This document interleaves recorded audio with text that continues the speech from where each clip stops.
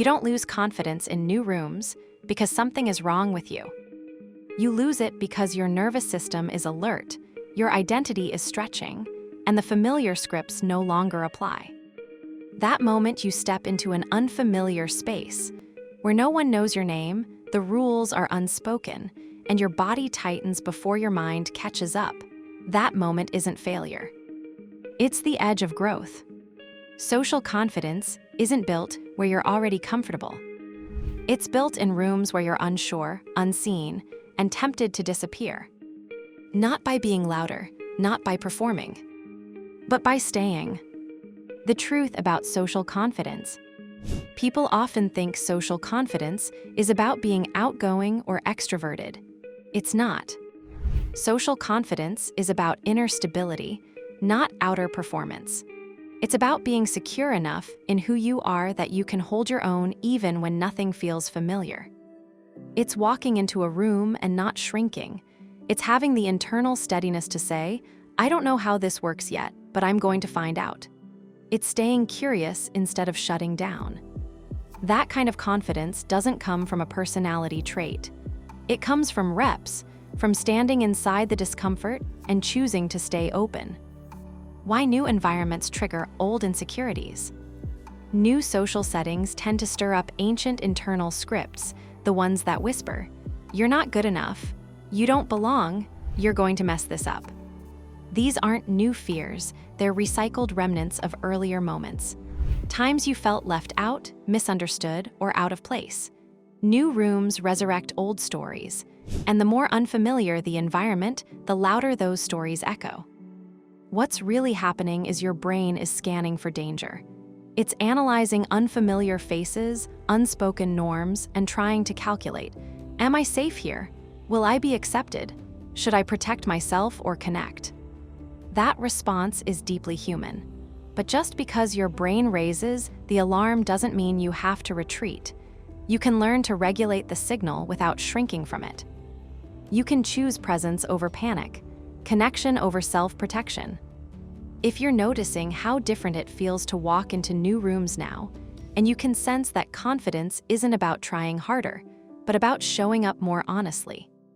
That's why I created something to support this stage of growth. It's a free set of chapter previews with guided, action-based prompts designed to help you build confidence where it actually forms. You'll find the link in the description. Build from the inside out. You don't build confidence by avoiding awkwardness. You build it by walking into it and proving to yourself that you're still okay. Awkwardness isn't the enemy. It's evidence that you're growing. It means you're choosing unfamiliar over autopilot. It means you're showing up. The more you stretch into discomfort with intention, the more those recycled fears lose their power. Confidence doesn't arrive when everything feels safe. It grows when you learn, I can feel unsure and still move forward. Here's how. 1 shift from performance to presence. The biggest mistake people make in new social environments is trying to perform. You think you need to impress, sound smart, be liked. That pressure keeps you stuck in your head. Presence is different. It's rooted. It says, I'm here to connect, not impress. When you focus on being present, not perfect, you stop evaluating yourself in real time.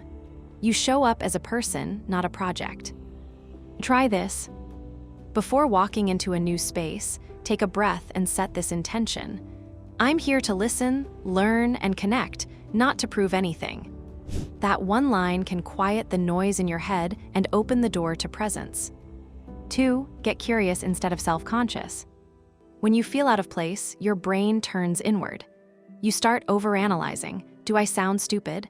What do they think of me? Should I have worn something else? Flip it. Get curious about the other people in the room. What's their story? What's going on in their world?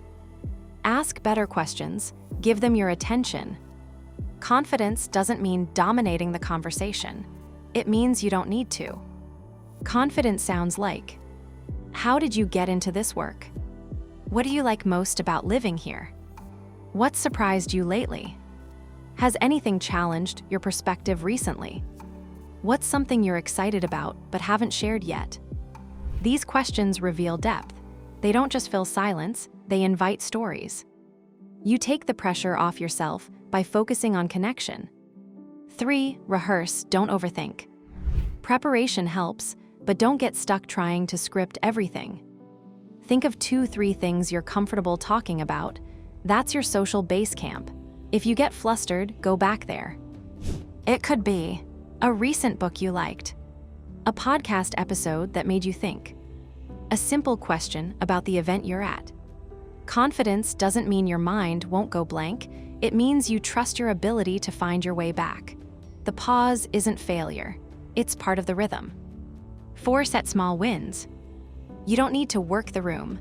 Start with one interaction, one connection, one genuine moment of presence. That's enough. Confidence grows in layers. Each small win reinforces the belief that you can handle yourself, even when it's messy. So I'd love to know this. What's a room, situation, or environment where you felt uncomfortable, but later realized it was stretching you, not rejecting you? Drop it in the comments. Your reflection might help someone else recognize that their discomfort isn't a flaw, it's a signal of growth and an invitation to stay instead of shrink. The fear of judgment is just noise. One of the biggest blocks to social confidence is the fear of being judged. But here's the truth. Most people aren't judging you, they're too busy worrying about themselves. And if they are judging you, that's about them, not you. You don't need to win everyone over. You just need to be clear on who you are and what you value. Confidence in new spaces isn't about fitting in. It's about staying rooted while you explore. Habits that help you grow in social settings. This isn't just about tips, it's about habits.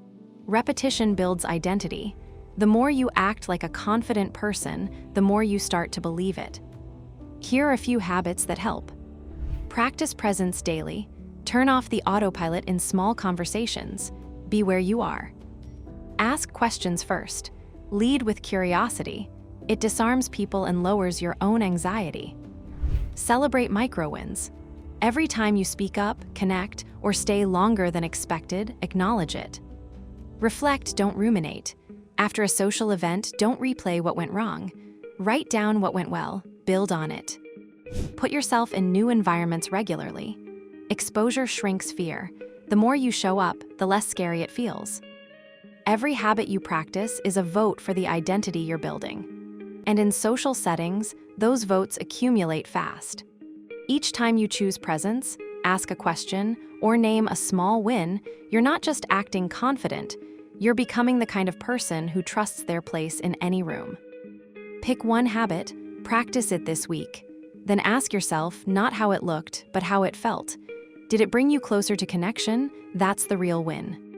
Social confidence isn't earned through ease, it's earned through effort. And every time you show up with intention, you vote for the version of yourself you're becoming. Keep showing up, not to be perfect, just to be real. That's enough. That's growth. At the end of this week, ask yourself, where did I show up with intention? Where did I stay present, even when it felt easier to hide? Write it down. Celebrate it. That's how your confidence remembers. Exercises to practice. The social confidence map. Draw 3 circles. 1. Inner circle. Places where you feel completely safe, family, close friends. 2. Middle circle. Places where you feel semi-comfortable, work, gym, church. 3. Outer circle. Places that stretch you, networking, parties, conferences. Pick one space from your outer circle each month and commit to showing up. Not perfectly, just honestly. Before and after journal. Before. Write down how you feel before entering a new space. What thoughts come up? What fears? After. Write down what actually happened. Who did you talk to? What surprised you? What did you handle better than expected?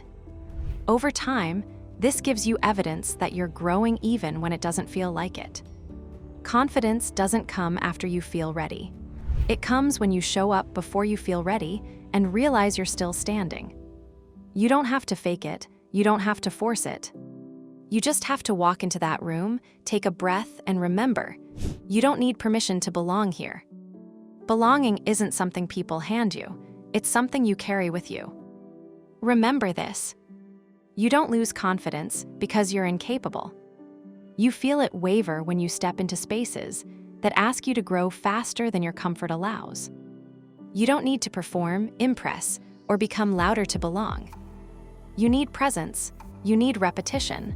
You need rooms that challenge you without erasing you.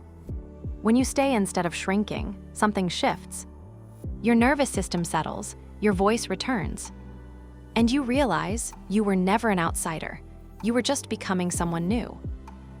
This video draws directly from the core teachings in my book Breaking Comfort Zones. Expand your world beyond fear into transformation and its companion workbook. You'll find them linked in the description. They're designed to work side by side. Thanks for watching. I'll see you in the next one, and don't forget to subscribe.